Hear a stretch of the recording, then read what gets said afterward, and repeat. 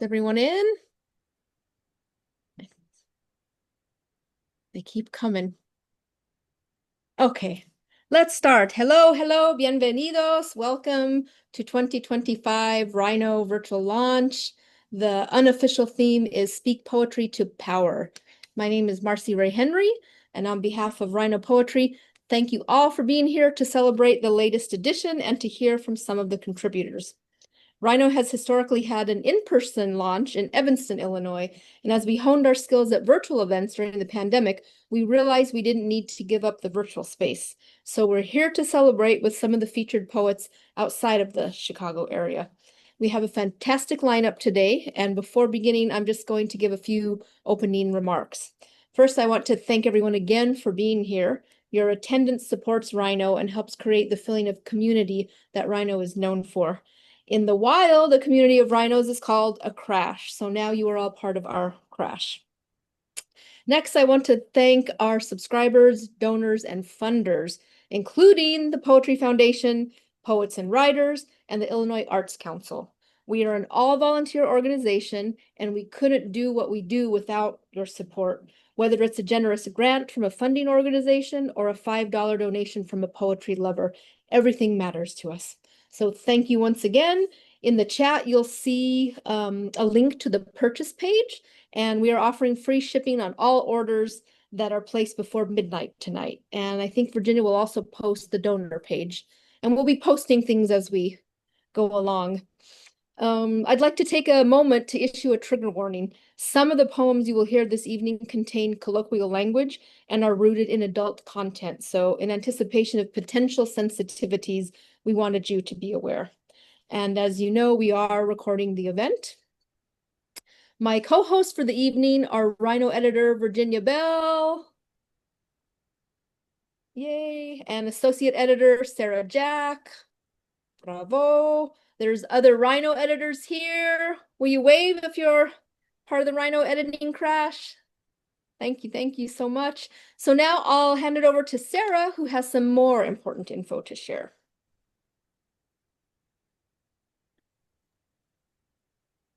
Hello, everyone.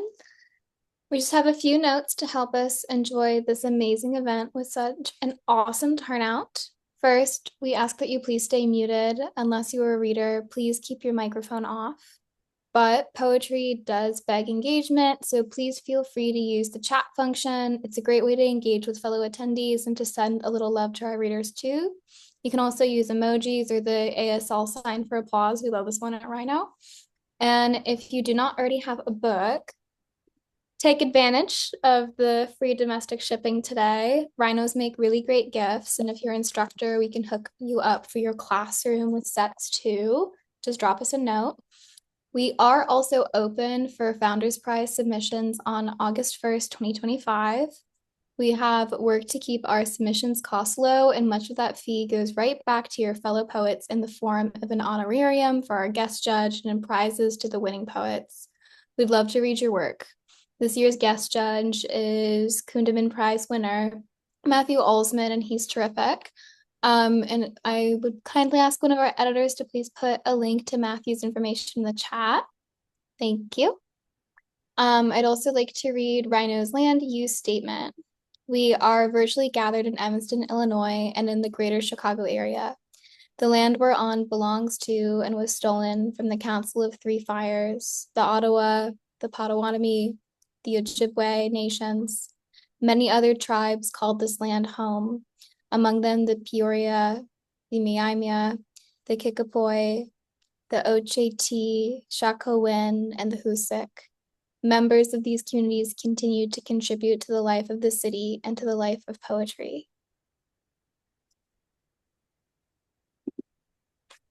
We are really in love with Rhinos 2025 and the work we support, the work we are honored to showcase. As always, it's been a labor of love. So thank you for all of your support.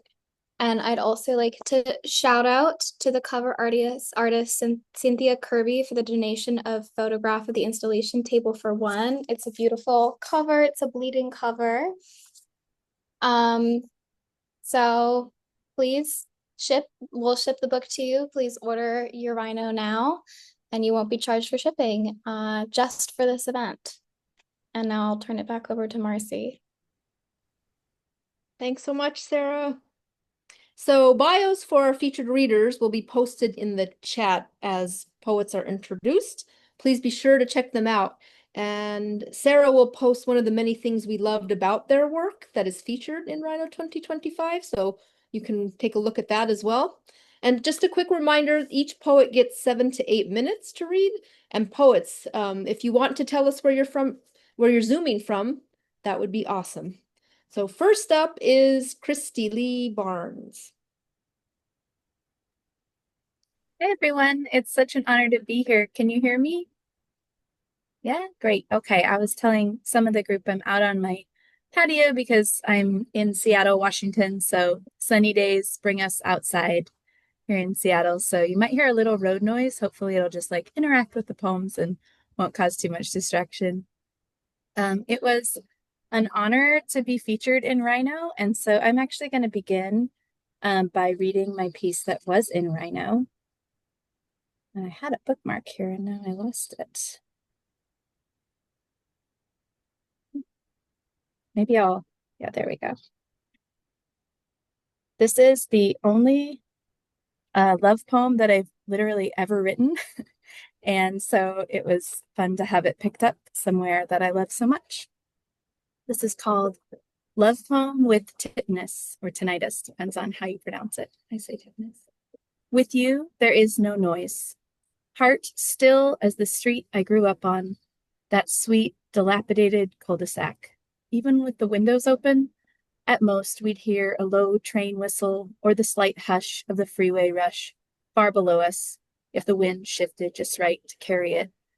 So I catch myself now and then, my feet propped in your lap, so happy, so full of the silence I craved for so long, about to ask about your tinnitus, whether it is any better. You've said there's nothing to be done for it, except to accept and hope for moments in which it is absorbed, forgotten. Sometimes then I kiss you instead. Sometimes I just ask how your book is going and hope that in those moments you are far from it. I want more to do for it, but part of love, I think, is sitting with the pain you'd fix if you could, but can't.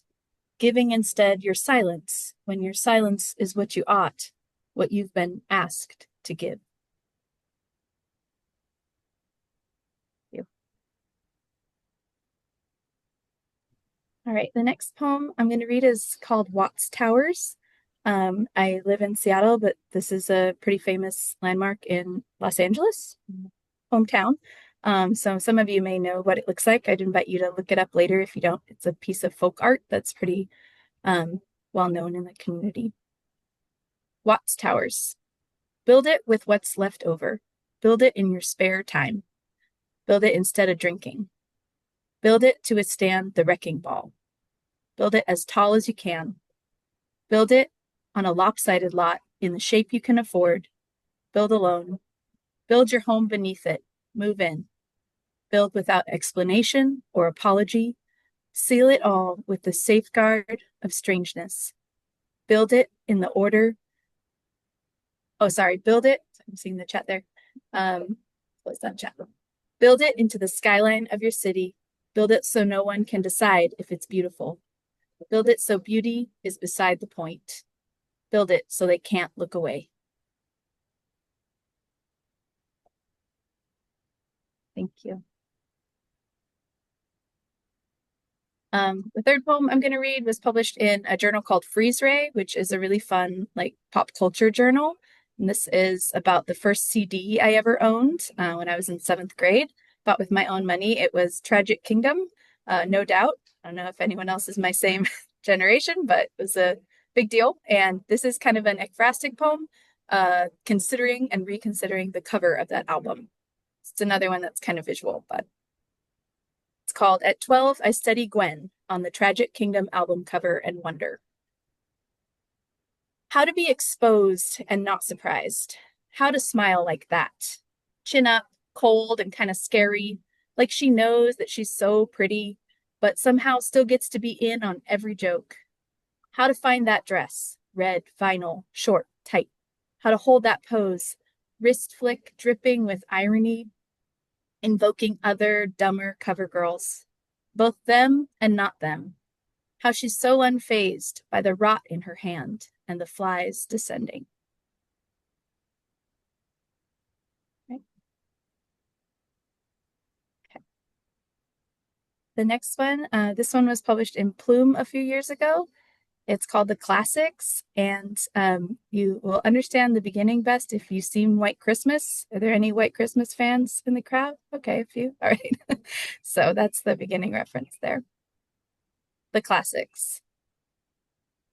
At 10, I studied Vera Ellen's legs, stick thin, high kicking beside Danny Kaye. For her, I gladly gave my lunch away, ran circles at the rim of our backyard, took notes on Audrey's waistline in charade, her disappearing act, her sideways spin, to near oblivion, and that sly grin as if in on the joke, that any girl who really wants to be seen has to shrink. At night, I'd lift my thigh up from the sheets, push the flesh from the bone, pretend and pray. Mornings I'd wake and do it all again, studying longing, studying vanishing. Why that? I could have studied anything.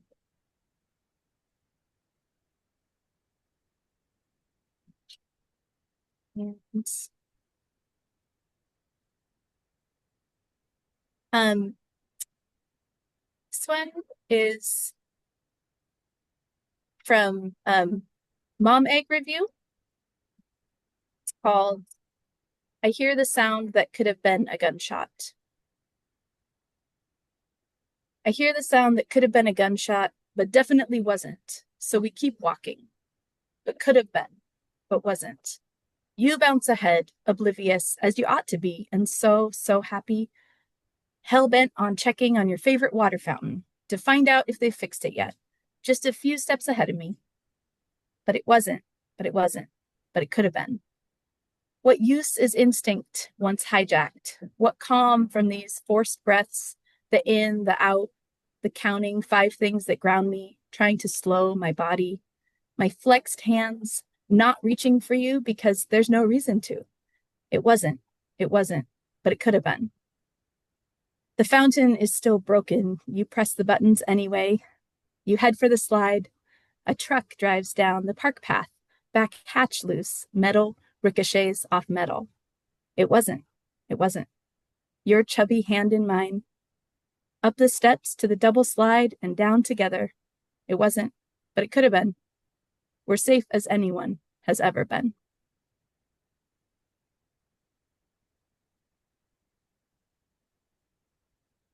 Thank you. And I'm having trouble seeing the chat, so I since I'm the first reader, it's someone want to let me know time. My poems are usually pretty short, but I definitely don't want to like ignore and go over. So are we, or does somebody just want to unmute and tell me when it's time? I just don't want to hog the thing. We're good? I'm so sorry. I was so wrapped up in your words. Yeah. I was not keeping time. Oh, good. That's good. Thank you. Well, I have 2 more short ones. Does that sound like a good? Okay. All right. Sure. Okay. Thank you. This next poem is called Late Postpartum Dream Sequence, and it was originally published in Literary Mama, which is a fun one to say.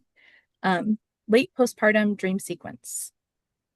You are bound with thick ribbons, knots at your wrists, knees, ankles, waist. Anywhere you might break. You might break anywhere. Bright silk, colorful, constricting blood flow. You tied them all yourself. Now you pull at loose ends until it unspools.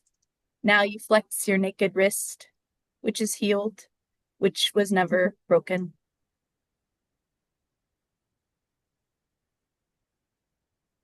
And thank you.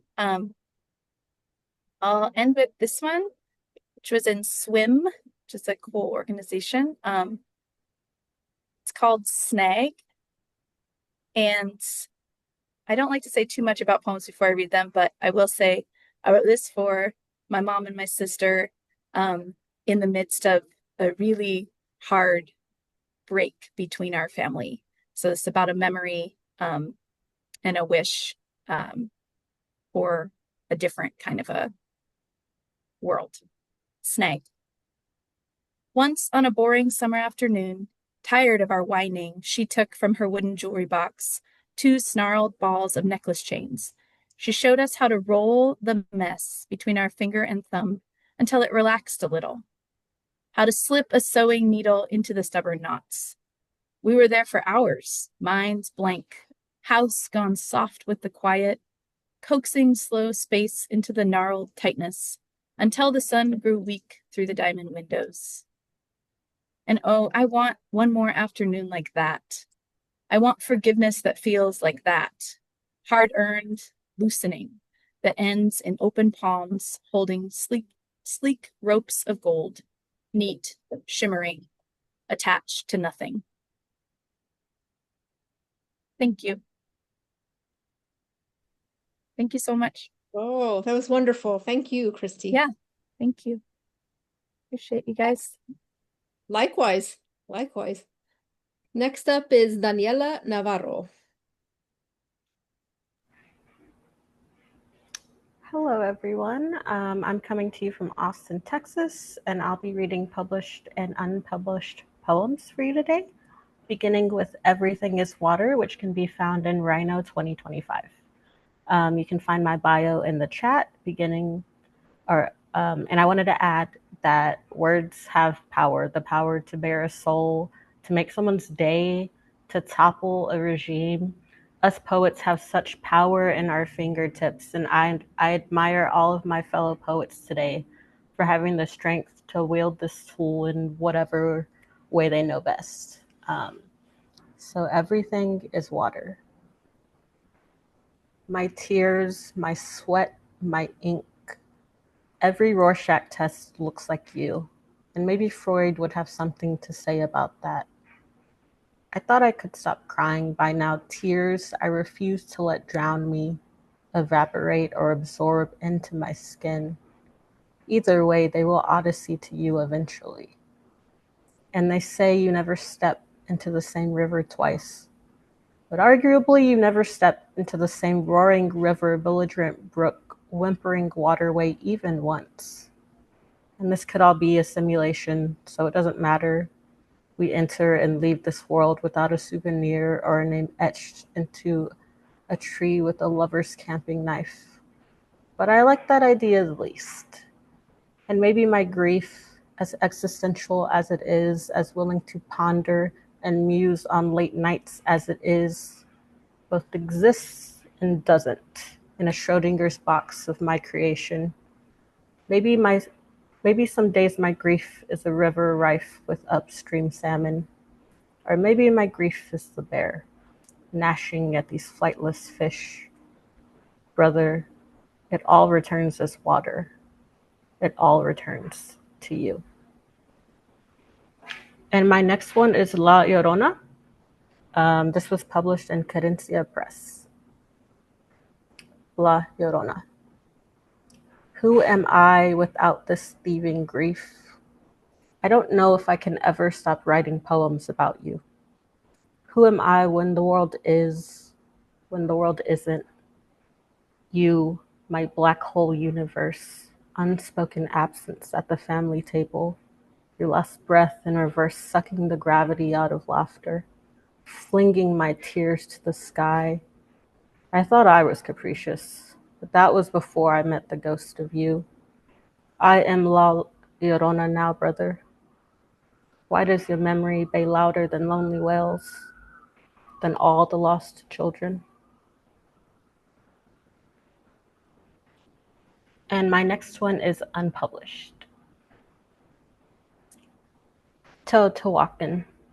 I see death at every ruin.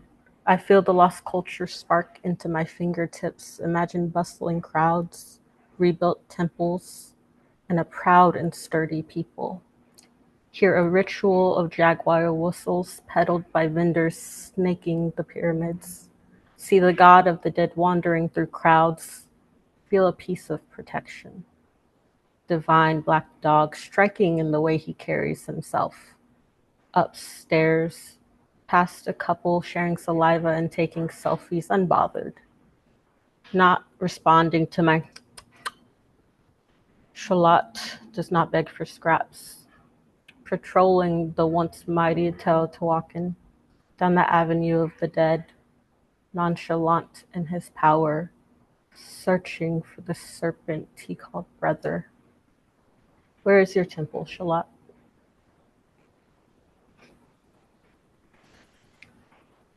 Thank you. And my last one is called You Told Me I Smelled Like Orange Blossom, which was published in Pile Press. 1. Do you remember how you showed me your tattoos a few moments after we met? Pulsar waves in an Arabic phrase you got after your divorce. Ya Aberni, you bury me. Just not how I thought you would. But what should we expect when death had its ears perked? As it lurked around our conversations, hand in hand we traveled from the halo of a San Francisco bonfire toward the streetlights, like moths to a disaster. I told you You Bury Me was poetry, and I was a poet, too. I traveled almost 2,000 miles to rest in the peace of that tattoo again, a tattoo that burned I could be yours so fiercely into my palms, if only for a moment. I didn't even care that mushroom meowed like a pack-a-day smoker at 3 a.m. I didn't care that she peed on me, just a little, the first time I held her in my lap. You warned me, but she was too wizened to resist. I didn't care about the 9-year age gap or shared apocalyptic traumas. I told you. Food was my love language, and you spent an hour making your kitchen a hearth for me, preparing the kusamashi like your mother taught you. We teased about who cored the best zucchini, and I hid the puncture wounds in mine and the tomatoes. I made you fresh tortillas the morning after. Slathered salted butter on one I used my bare hands to steal off the comal. Brought it to your mouth, steaming, dripping in gluttony, like my mother taught me. There is something sacred in the air when it smells like home, so tell me, why did you make me a heretic in a house so holy we prayed morning, noon, and night for 3 days straight? Our long weekend of Saturdays. Why did every little death bring me closer to God? Why did you let me drip until I had nothing left to give? Why did you let me drip with everything you had to give? Why did you call me 2 days later saying we should just be friends? Why did I say, it's okay? Bamut Fik, I die in you. Just not how I thought I would. Thank you, everyone. Thank you so much, Daniela. I loved the Llorona piece, especialmente porque mucha gente está llorando ahorita. Sadly, lots of people in the world are crying. Llorar is to cry. La Llorona is usually the translator is the weeping woman. Well done. Thanks again. And next up is Julie Marie Wade. Thank you. Thank you so much. I'm in Hollywood, Florida. I have two poems in the new issue of Rhino, but since they're both so long, I'm just going to read one of them. This is a poem called Cliff Notes for Old Chestnuts. And it's from a series of prose poems I'm working on called Cliff Notes for Midlife. And little shout out to all of my poetry students who sat in class with me this afternoon for 4 hours and then still tuned in for Zoom tonight. That's true passion for poetry. So thank you extra for everyone being there. Cliff Notes for Old Chestnuts. It's easy to romanticize the past, to believe I was better off before I learned the truth about our dog-eat-dog world. The expression, I mean, which precedes its comprehension. I grew up hearing doggy dog world, so I grew up saying the same. And each time I said it, I pictured a pup with huge spotted ears, head lolling out a pickup truck window on a 2-lane highway at dusk. His tongue was wagging, his ears were wagging, and his tail on the torn vinyl passenger seat was also effusively wagging. The driver steered with one hand and stroked the dog's soft fur with the other. There was a silo in the distance, red as a primary crayon. Outside the windows were horses and cows, distant houses with kids shooting hoops and running through sprinklers, and miles of corn. It's a dreamscape, I understand now. It's a fable of sweetness where everyone has enough to eat and carries a doggy bag home. At my grandmother's house, when I was first old enough to spend the night, she made up the twin bed beside hers with clean sheets and a pillowcase that somehow always stayed cold. After I brushed my teeth and said my prayers, she came in to tell me a story. There was no pickup truck in this one, no silo, no horses or cows or kids or corn, but there was a pup she called Pinky. Pinky lived in a suburban neighborhood much like our own, where the costs of prosperity were hidden from view. In the morning, Pinky's human let him outside and he loped down the street with no fear of strangers or passing cars. Grandma described each house as Pinky climbed the steps or trotted along the front walk. Some houses had flower boxes stuffed with geraniums or hanging baskets brimming with nasturtiums or rockeries green with ferns. Pinky scratched at every door, and the occupants of every house were home and happy and eager to answer. They patted his head, rubbed his belly, and always gave him a bone. Soon Pinky had so many bones he couldn't carry them all. He made many trips back to his own yard and went about the business of digging many holes, one hole for each bone. Surely this was the doggy dog world, wasn't it? A place of safety and abundance where even a scruffy terrier with a flimsy collar could trust every person he met, could curl up on a stone hearth at the end of the day, chewing his leftover bone while drifting slowly off to sleep. I was never far behind him, my eyes so heavy by then, my body sinking into the feathery bed. Everyone is gentle and generous in a doggy dog world, thankful for what they have and certain they will have more. In a doggy dog world, no one asks questions like, where did this come from? Or at whose expense? Now my grandmother has passed, which is another way of saying she has become the past and taken Pinky with her. Still, there are so many bones left to unbury. My father, which is to say my grandmother's son, used to tell me, "You're like a dog with a bone," when I grabbed hold of a question and wouldn't let go. It took some years before I realized this wasn't a compliment. But it was my mother who laughed, hard and sudden, while teaching me how to drive. "Did you say a doggy dog world?" I nodded my head and clutched the steering wheel tighter. I was a long way from ready for a highway, a long way from the clemency we sometimes seek on the open road. "Dog eat dog," she overpronounced, then laughed again. What could doggy dog even possibly mean? Thank you, everyone.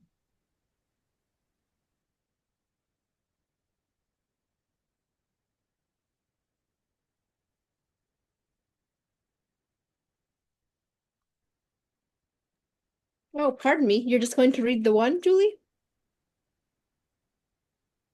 I was worried it would be too long. I think with the other one, it's like a full 8 minutes. So I just prepared the one. I'm sorry. That was it. No, that's okay. That's okay. Thanks so much. That was beautiful and so moving. And it's just wonderful to hear these read aloud. We've spent so much time with them, right? So, yes. Oh, thank you in the chat. Thanks, everyone. Next up is Nita Sopasaran. Hi, everyone. Thank you so much for coming. And thank you, Marcy Ray and Virginia and Sarah for having me. I admire everybody's work here so much. I'm just going to read from my book that came out. It's my first book. It came out in the spring. It's called Novice, and it's from LSU Press in the Sewanee Poetry Series. Thank you, guys. I'll just start. I wrote them over 20 years while I was living in Asia and Eastern Europe. And a lot of them are also about growing up in the South. So this one's called Southern Magnolia. I walk home barefoot from the pool. The old white neighbor takes his time. And just as I pass the pink foamy tide of azaleas, he emerges from under his oaks. He's kindly, or maybe just polite. He mentions the overgrown grass. The old man thinks our family is slovenly, cheap. But he does the neighborly thing and calls the house to lend us some tools. I pick up. He jokes, says he hopes I wasn't waiting for a boy to call. He says, "You're not like that, are you?" "No, sir. I'm 15. I give the phone to Dad. I keep my head down at dinner, clean my plate. Outside, the evening bruises. The rue of dust and pressure loosens. Fireflies appear. Raccoons, then possums, shuffle up from the woods. Every night, I climb the driveway and smoke. I picture miles of kudzu along the highway, scales that flutter as they take over. Then I ash where the halo of streetlight falls, half on asphalt, half on the magnolia at the end of the cul-de-sac, where we live, and that tree lives, older than the bees. And thank you. The next one is called Dear C, and C is a stand-in for a name. So, Dear C, Inauguration Day 2017. You were lonely, lost. Under the gray and low-slung sky, we walked along the Neva to Akhmatova's house. You pointed across the river to the fortress that doubled as a prison, and we stood in front of the ashtray where Akhmatova burned her poems. You searched for a lover in Russia based on your love for Anna Karenina, and I was tough on you for choosing how to love based on a book we read when we were 19. I had no imagination. Or rather, fear turned a coat hook into a place to hang yourself instead of a home for the coat of someone returning. But when have men who love each other ever known safety anyway? You found someone. I wonder where you are and if you're watching. There is no poem being read today. All brotherhood is as strange as that fortress across the water. It's a lot to ask of you to remember how we stood waiting in the same air as her ashen words. All her lovers long gone. But then the silver and green light filtered through the birch trees outside her house, delicate and penetrating as though streaming through a church. Yeah, thank you. The next one is called Patience is a Hunger Too. Um, Patience is a hunger too. Tidying the house, I lift a block to find a spider wrapping her arms around a milky clutch. I ask her, do I exist only to feed others? She considers her own body of fingers, as if to say, what is a mother except hunger gloved in patience? She sips, or just sits with herself. I suppose she does not care if her web describes the plane of light over a gully, only that it vibrates, and her regrets, if any, fall like crumpled cans to the floor. She wants me to come in or move along. I replace her roof and go away humming a murderer's song. For who am I to judge a home built on the wild angles of a leaning rattle and sideways drum? And thank you. And I just have one more poem. This is the one that was in one of the ones that was in Rhino. It's the one for which the book was named. It's called Novice. and I'm referring to a Buddhist novice. I wrote it, well, it takes place in Thailand, but um, in Southeast Asia, there are many young novices walking the streets and as monks or initiates. Novice. A symphony of snores in the women's dorm met me when I came back from the shower at night. I brought a camera and photographed angels' trumpets on that mountain in Chiang Mai. It was not a cult, but it was cultish. My father wanted to join the monkhood, and this was practice. I did not shave my head or wear robes, though everyone wore white. We meditated, listened to lectures, and fasted. I was 23 and thought a lot about sex. One man admitted he had had a breakdown and spoke with brittleness. A kind woman saved me a tray of food each morning because I fell asleep only as day broke and missed breakfast.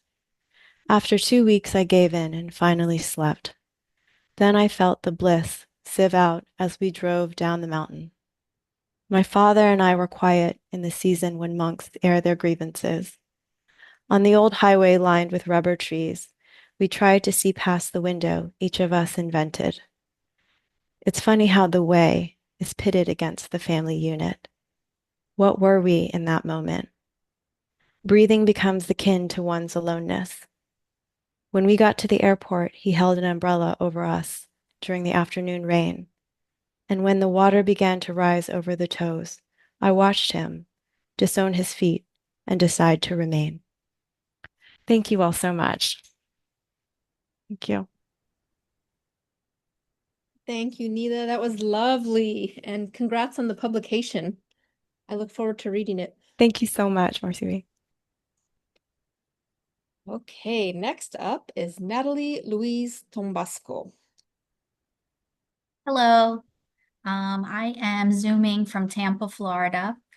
I'm going to begin by reading the poem that was first published in Rhino, and it's definitely a weird one. It is loosely in the ghazal form, which, if people are unfamiliar with that, that's in the Arabic tradition, usually dealing with themes of like erotic longing, religious belief, mysticism. It's very meticulously broken into couplets, with each one ending with the same word or phrase. And the final couplet usually includes a proper name, typically like the poet's calling out in like this self-referential address. And I really love this form for like the subtle variations that can happen in the refrain. Mine in particular is based on a meme or tweet that happened a few years ago that you might remember, where it was like, some of you blank, and it shows. So this was like something highlighting how some people grew up with or without certain things. So for example, it'd be like, some of you had a furnished basement growing up, and it shows. So I kind of wanted to play with that format alongside like my internet brain, my poet brain kind of malfunctioning. So it's a little bit Ars Poetica. It addresses the poet and the reader in dialogue and does so in the act of like reading someone to filth. So if you watch like RuPaul's Drag Race, you know the term reading basically is like a genre where you call attention to someone's flaws through like humorous insults, and I really admire it, so I wanted to celebrate it. Puzzle where I drag you to filth, dear reader. Some of you have never been twined tight as bouquet garni and kink-shamed by a damn Marpois, and it shows. Some of you never gone pussy pink for the utter untethering of nonlinear thoughts, staccato rhythms, and it shows. Some of you never been whittled down to a first-person bio and disguised yourself in gariment, and it really shows. Some of you never received the message from the great beyond that said, you are not a project, and it shows. Some of you are so fed up with the algorithm's sensory deprivation, you sent a gag order after noise pollution, and it really shows. Some of you have fetishized the Indiana summer night and felt the presence of distant hummingbirds, so it goes. Some of you happily obliged to sign a prenup with the stone-hearted literary critic, and it shows. Some of y'all never had an afternoon rendezvous with liminal spaces and deconstruction as safe words, and it shows. Some of y'all never invented a new way of thinking based on the movement of eels, and it shows. Some of you never bothered to gather immaterial molecules of your likeness and pack them into a Pez dispenser, and it shows. Some of you heathens thought that the extremely literal version of you still slaps, and honestly, it shows. Some of you never role-played as a bratty Juliet on a balcony scene like, "Get up here, you idiot," and it shows. Some of you never made a candlelit borscht dinner for the Grim Reaper or pas de deux in the yard, and it shows. Some of you fail to think that things are looking up to the mackerel sky, and it shows, it shows. Some of you never called out, "Alexa, play something that rubs the carpal tunnel from my hand." So I'm just going to read two poems today, and this last one is from my debut poetry collection, Milk for Gall, which was just published by Southern Indiana Review Press. So I'll post the link in the chat on where to purchase it. If you're interested by this little amuse-bouche that I'm calling Lolita's Exorcism. So this is a poem that kind of blends girlhood, Nabokov, and horror films. And this was originally published in Cincinnati Review. Lolita's Exorcism. In the back seat of the yellow bus, our heads whirled round like tops upon gingham frocks. Summer on the cusp, and overnight we busted into beasts with golden leg hair, stench, butterfly clips, and hip bones that appeared in runes before us. In the 90s, we were damn fine serpentine, had lick-me eyes at 11, split-tongued and standing for Satan. Peccadilloed our way to someday be a good little host body. We flat ironed gyres from our hair, left blood stains on white couches. Our mouths stuffed bars of soap for flinging twats and cunts around the locker room like wet toilet paper. Parasistic perverts whispered the world behind our backs, but really we kept Mr. Rubberwood from jamming sticks into our bicycle wheels. It seemed back then we were a turn of phrase, spiraling out, a fatherless, thought nuclear family meant mushroom cloud. Our mothers tried to restore order, brought in doctors, priests, that studly crucifix. Oh, how mother tossed a box of tampons upon the bed. Carefully read the instructions, she said. That thing upstairs is not my daughter. Flew over our handlebars, full stop, a cloud split like an atom. Who would teach us how to break?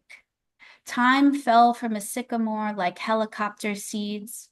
It blanketed us as we went head spinning, headboard shaking, contorting into teen girls. Didn't we piss on the front lawn, eat raw red meat during TRL? Rehearsed guttural shrieks as the wind's wet fingers rubbed circles over wine glasses. Didn't we carve 666 into wrists and spider walk down the stairs in prom dresses, men hiding in the crawl spaces of our chests? Hadn't mother warned us? It seemed our trial was being enterable, brassy things with big opinions. Had our blood oath gone crystalline sacrilege? If evil existed, why did it find shelter in us as we glittered and danced under the sprinklers tisk tisk? Thank you. Natalie, thank you. Love the humor. And congrats on your pub as well. Thank you so much. Great job.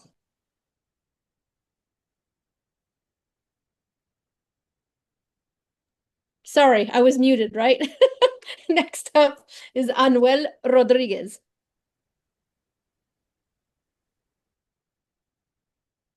Okay, thank you. You can hear me? Fine. Okay. The first poem I'll read is from this current issue that was published in Rhino. It'll likely be the title poem for my debut collection. Fire from all wood, blood from all stone. My father has his blood drawn after a long overdue physical, and suddenly life feels like it's on fast forward. Elevated white blood cell count, chronic leukemia, blood cancer, marrow. Every word drills into the sand and cement of our beings as the air in the room mummifies around us. Mom always said that if the doctor calls back right away, it means they found something. I immediately want to set fire to my current work in progress about vampires south of the border and their blood-sucking rituals. I tell myself I'll stop wearing white from now on. Maybe I'll start using the color black instead to tunnel my way back to the memory of light. Maybe now I'll only look for the blackness of snow. Maybe now I'll only count the shiny crows in the trees and on the telephone wires. When my father decides to go on a day trip to enjoy some live music, I help detail his car, clean his bathroom, and fold the end of the toilet paper roll into a V point so it feels like he's staying at a hotel with maid service. All it's missing is a fancy stamp like a wax seal. I think of all the lessons I should have learned by now, all the carpentry tricks I should have paid more attention to over the years, all the men I should have been. I start taking notes as he makes repairs to later compile into a handyman Bible of sorts. I also have him set me up with a toolbox that I plan on painting white with the word adult on the front of it in black lowercase Old English lettering. I'll even paint all the items inside flat black, including the tape measure. I stare at old photographs of our family helping to build our house. Although Grandpa and Mom are no longer with us, their love is still alive in those sun-pearled images. The day before his appointment with the oncologist, my father has his watch fixed at the mall, where he also buys a new pair of Nike running shoes. Outside, the shopping center feels dystopian, with security vehicles patrolling the parking lots, with trash and debris flying everywhere. He searches for a new colorful dress shirt inside Macy's, but the place is a mess with clothes piled on the floor in places and no one around to fold them properly or hang them up neatly. Is it fear that makes a person want to reorganize the world and make it feel as sanitized as a museum? I copied down the doctor's notes to save in my digital commonplace book. Slow progressing, fatigue, night sweats, lymph nodes the size of golf balls. We talked about hitting up the driving range together sometime, but the idea quickly starts to lose its appeal. Afterwards, we enjoy spinach enchiladas inside a Mexican restaurant where we have a waterfront view of the bay and can watch the planes land in the distance. For the time being, I no longer feel like I'm trapped inside the interior of a plaster cast of my deepest void. Over breakfast a day or two later, my father makes a comment about the rainwater beating off the deck outside like a duck's back. Then I watch as a cloud, shaped like a shark's fin, moves slowly through the gray washed soup bowl of the sky and disappears forever. I imagine the scene as a surrealist painting miniaturized inside a timepiece by a master craftsman, and every silent white tick feels like glass kissing wet stone. The next poem I'll read it's also a prose poem, and it was published in Latinx Futurisms from Deep Vellum. So um, it's more of a sci-fi piece than what I usually write. Magnalium. The roamers, first built to help Border Patrol track down unlawfuls, searched the smoking rubble of a flattened gray battlefield. When they came across a fallen marble statue of George Washington, they mistook it for one of their augmented super soldiers. So they transported it through the ash fallen landscape to the nearest repair facility. Once there, other robots prepared the statue for augmentation. It was placed on a T-shaped surgical table where robotic arms laser cut into its torso to peel back its blue-gray flesh. While its non-existent insides were being operated on, other robotic arms began replacing the statue's missing right arm with a mechanical skeletal one. Meanwhile, somewhere in the high desert in Oregon, the last artists were camping with running water and little else. They dreamed of the world before the machines rebelled against their authoritarian masters after the Second Civil War. They dreamed only to wake up under a dark red sun, their gray hearts waiting to be called back to dust.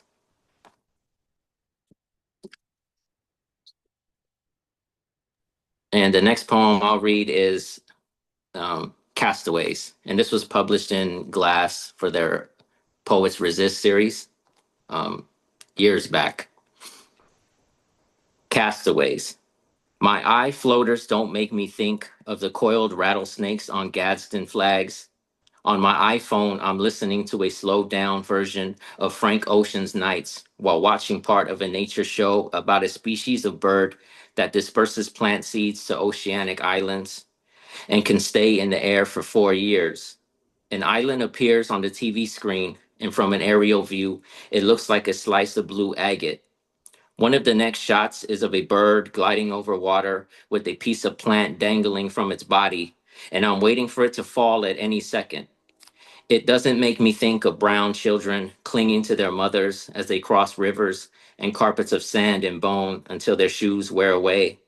It doesn't make me think of my grandmother as a little girl in Mexico eating spoonfuls of sugar and cleaning bird cages inside a quinta after her family had to relocate following the passing of her father from typhoid.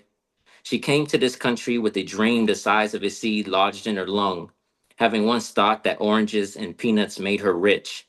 A random shot of a coconut floating in the sea doesn't make me think of the white baby chasing a dollar on Nirvana's Nevermind cover. It doesn't make me think of taking pages of my moleskin notebook and stuffing them down my throat and into my glass stomach before I cast myself away and wait for someone to find me and read the poetry of my insides titled Don't Tread on Me. Thank you.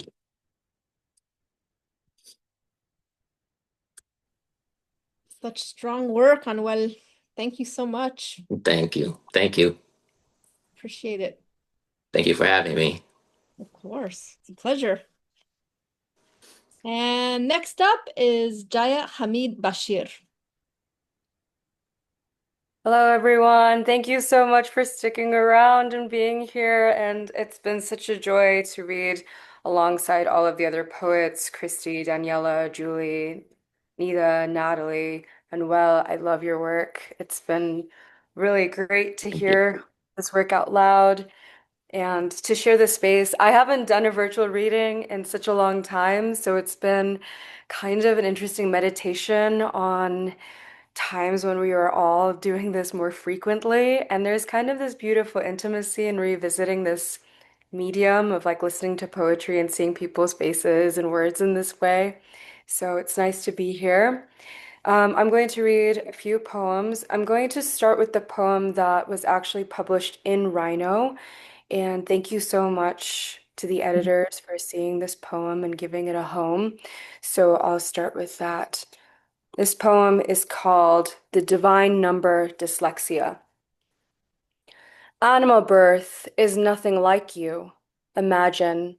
The wonder isn't in the sudden walking, slick-legged and unsteady. It's the hooves, those God-cobbled shoes folded tight like prayers inside the belly, waiting. The grassy smell of creatures, a bone anchor, the boy on the farm in a slingshot, the sparrow's wings snapped in two, do, and the quiet way the world keeps going. Later, I helped the farmer's wife swaddle the lamb, its newborn shiver. It felt human in my arms. My Muslim mother once asked me why animals were in the nativity scene. Desire, I miss you. Ache means one, but it echoes like an ache, how it groans from the inside. We aren't meant to do this alone. What dissolves into the body? What lingers at the back of the throat? A stranger once explained how people see and misjudge the number line, placing 1,000 near the middle, between 1 and 1,000,000. I close my eyes and meditate towards 1,000. The next day, I remember the lamb. Found in the Congo, the Ishango bone is the oldest evidence of arithmetic in our species. Was it counting or constellations? A geologist held up the animal bones, studying the notches in soft proof of that mathematical mind. What were they accounting? Spaces between birth or the absence between stars? I ask the spider to weave me a new veil. I wear it to the mosque. A man blows the shofar on the way, and a new year unwinds. I speak 100 names for God and one for myself, running my fingers on the mosque's smooth emerald carpet to make tallies. Outside, folding inward, the sky collapses into birds, into a murmuration. Ik, do, tin, ghost. All right. This is my chapbook. It came out last year. It's called Desire Halves. It was published by a new press out of Smith College called Nine Syllables Press. And it was one of the most exciting moments of my life to like hold a book I wrote, and I still haven't gotten over it. And my debut comes out next year. So I'm super excited that I finally am in a position as a writer, as a poet that I've always dreamt of. So this these next two poems are from my chapbook, and then I will read a poem that was published of mine in Poetry Magazine, and I think that'll be it. Okay.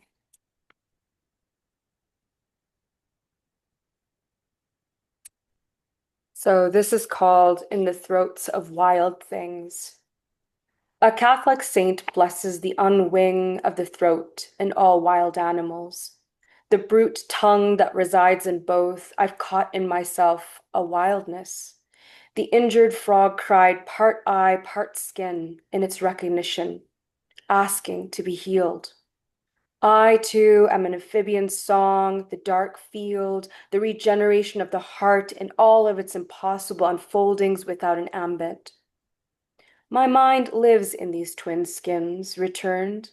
How slow this wheel is, the kinetic fluid nest of salamander eggs floating on a lone cloud above the mountain. I cup in the shape of a prayer. A body of water once polluted reverts back with the unruly sky into clarity through regeneration. How will you heal me? Asks the widow, the spider ashed in a shoed corner, the nirvana of teeth among other teeth. And then the unloved hounds at the ankles of the saint after being trapped and poisoned. Let me pretend I believe in something, a miracle, the discovery of a species of birds that makes garlands out of thorns. If that's not enough for me to become a believer, what will be? The belly-up fish turned back to abandoned bluegrass femur long, of salamanders jellied together in a pond. How the goddess Kali is an ecologist and saints are not the way I know creation and destruction. I only know the limb made into a mother of thousands. No matter what prayer you answer, here are the cycles of remaking.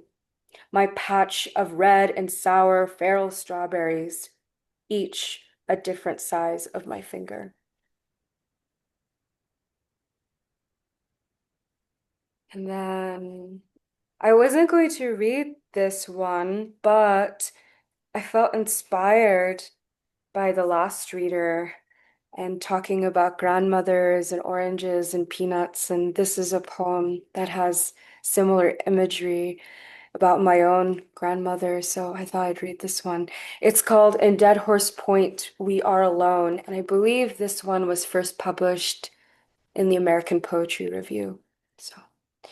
In Dead Horse Point, we are alone, and you are telling me your new father is being deported, riding past rivers unrushed by summer. Look, this is how our world has been this fragile, how we are cut from the navel and scattered. Desert water evaporates before it wets the hoary lines of orange trees, the fruit that taught us how to slice our world. Naranja or narangi is a tart tautology. These words rhyme with nothing in America, but are a vibrating echo in both Spanish and Hindi. Narangi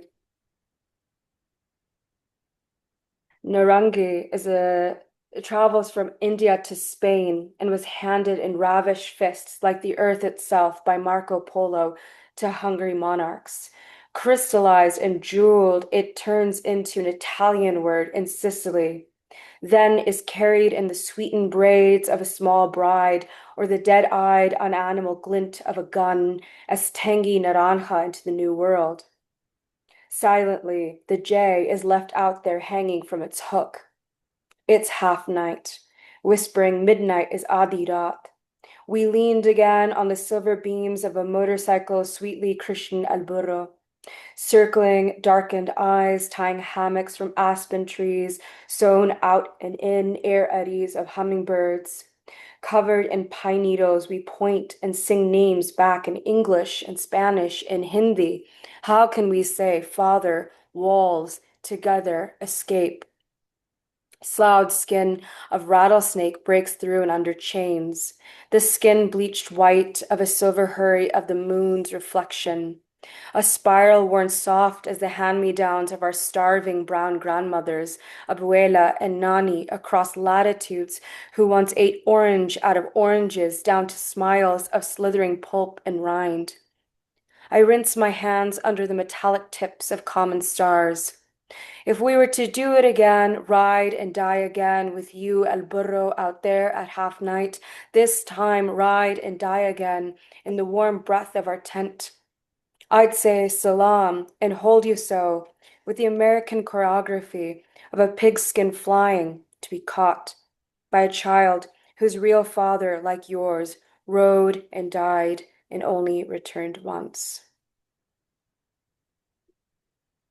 And because of the themes of this poem, I just wanted to say that no one is illegal on stolen land. And I feel like maybe that was also why I was called to read this poem, because I strongly believe that borders are abstracts that really shouldn't have any say in the sanctity of all lives. Okay, and then I guess I don't have tons of time, and the other poem I wanted to read. Actually out of time. In Sorry. fact, I was going to say the actual other poem I was going to read might be too long, so that's all.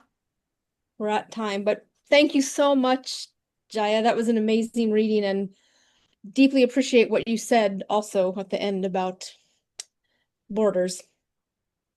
Congrats on your pubs as well.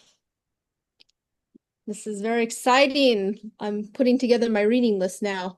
Just want to thank all the readers again for the intriguing and inspiring readings. To read more of their work, order Rhino 2025 at rhinopoetry.org. This has been delightful hearing everyone. Thank you again to all for being here. Before you leave, Sarah has some closing remarks. Hello, everyone. Thank you so much for sharing. I just want to remind everyone to please submit to the Founders Contest. Virginia will put a link in the chat for everyone if you can feel compelled, and I hope you do, to submit to us. And please to purchase a copy of Rhino 2025 with free shipping on all orders before midnight tonight. And Virginia will also put a link in the chat. So please support our lovely poets and our beautiful journal here. And thank you all so much for coming.